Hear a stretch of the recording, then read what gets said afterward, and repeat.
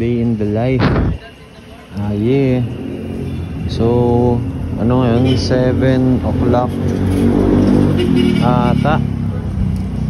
Malapit na mag 6. Then, nagluto lang tayo ng first batch ng mga samosa. Authentic Indian pie. So, hindi siya yung usual na empanada. Sa mga nagsasabing empanada, pukin ang ina yun dito, empanada.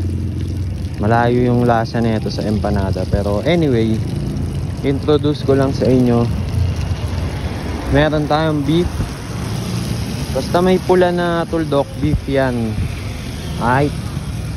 Then, kapag wala naman, so yun yung regular. Yun yung pinaka basic. Maganda dito, maganda yung environment dito sa poblasyon. Okay naman. Ano pa ba? Nag-i-start na lumabas yung mga tao. Then luto tayo ng beef. First batch siya. So pag first batch, medyo talaga, mas matagal siya sa usual. So parang nagsabay na nga yung first batch na beef tsaka original, pero okay lang. Yan, kailangan kasi medyo golden brown siya bago natin isalang sa strainer.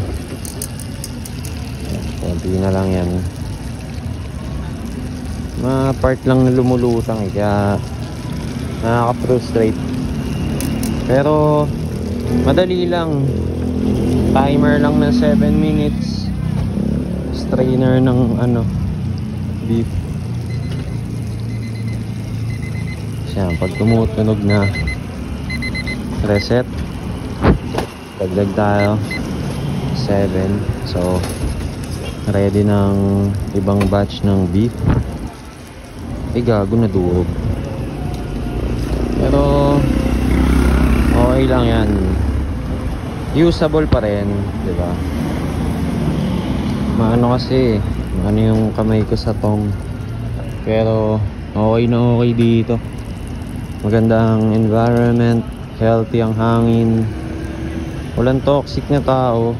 Tsaka pag nasa gantong industry or mga galawan, tayo na matututo talagang socialize, kumbaga. Kaya maganda dito. So kung makikita nyo, medyo ready na yung ibang regular at beef natin.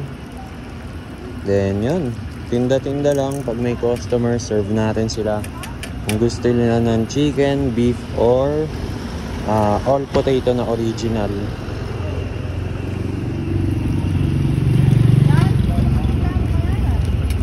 Lagay lang natin.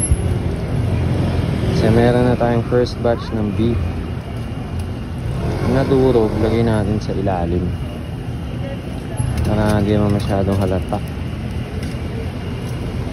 Alam ko 6 ang beef kong una. Yan. So kita-kits.